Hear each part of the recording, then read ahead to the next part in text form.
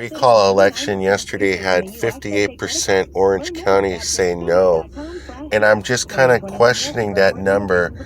I just called the Orange County Registrar of Voters to locate my ballot, and my ballot was mailed out on August 18th, so it did give me enough time to vote. However, I did not receive my ballot. I called them up and asked them regarding that, and they stated that my ballot was lost in the mail. So I'm not sure how that works when they say they mailed out the ballot and I didn't receive the ballot. I'm really good with my mail, and if I were to have received that, I would have been very excited about that. So my ballot was lost somehow. I can't say that it was my fault in any way because there is a portion of it that is my fault. I'm not going to deny that. But the point of the take is, why did I not receive my ballot? Even if it's my fault, why, if they knew a month before it was mailed out that it was lost in the mail, why am I not getting a courtesy call to come and get another ballot, or a second ballot isn't mailed out because they haven't recorded the mail-in ballot at a certain date? So my ballot was said to be lost in the mail, and I'm going to leave the take right there on take 4. I'm currently filing a complaint versus the governor himself that he used voter intimidation versus voters to not only suppress the vote, but scare people into voting, labeling voters as Trump supporters when Donald Trump was not even on the ballot. That's very important because a lot of people that come in last minute, they know he's going to be a Republican, where most Democrats are mailing out their ballots. Republicans like to mail or go in person and do their voting the old school way.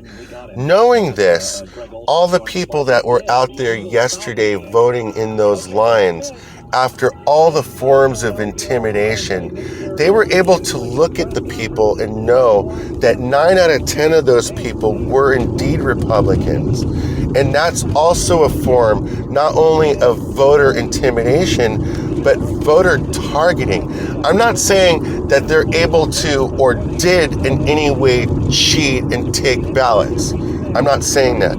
What I am saying is they were able to pinpoint voters by the way they used the language, by intimidating voters, criticizing voters, acting in prejudice versus voters, labeling a voter as a Trump supporter. And then if you are the person that's in line, I wasn't going to wait in line.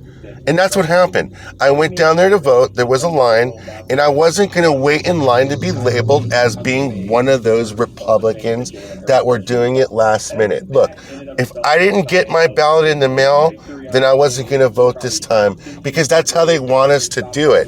But I was willing to give it a second chance, go in there in person, and just drop it off. But that's not what happened. There was a long line to do the voting process.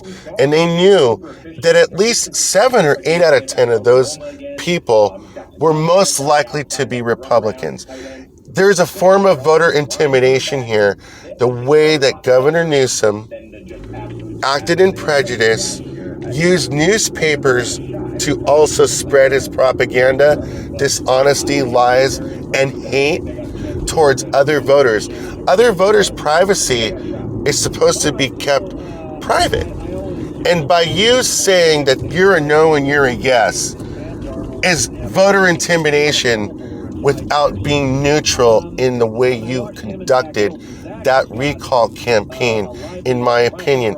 I think people need to look at whether or not that was voter intimidation and whether I have a valid argument regarding voter intimidation in the recall election of Gavin Newsom yesterday.